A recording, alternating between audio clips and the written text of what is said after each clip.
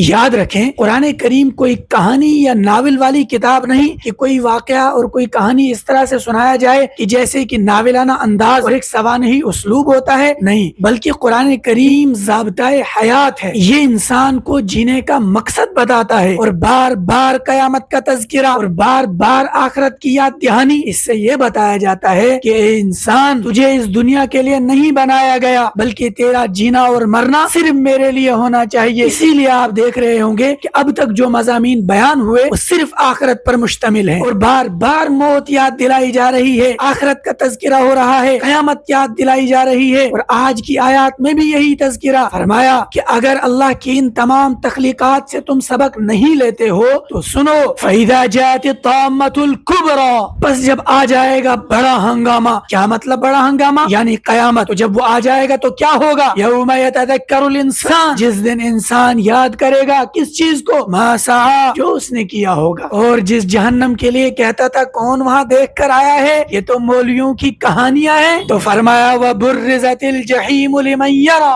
اور جہنم سامنے کر دی جائے گی اس شخص کے لیے، لمن یرا، جو دیکھنے والے ہوں گے۔ اب جہنم کا تذکرہ کر کے پھر قرآن نے تنبیہ کی، پھر قرآن نے دعوت دی کہ فاما من طغی، رہا وہ شخص جس نے سرکشی کی۔ سرکشی کا کیا مطلب؟ اگلی آیت نے بتایا، وآثر الحیات الدنیا، یعنی کہ اس نے ترجیح دی دنیاوی زندگی کو، کہ بس یہی ہے زندگی، وہاں کون دیکھ کر آیا ہے جی، موج کر لو، مزے کر لو، وہاں کی بات پھر دیکھی جائے گی، ابھی تو مزے کے دن ہے، ایشے دنیا کوش کے دنیا دیگر نیست، وہ تو پھر دیکھی جائے گی، ابھی مزے اڑانے دو۔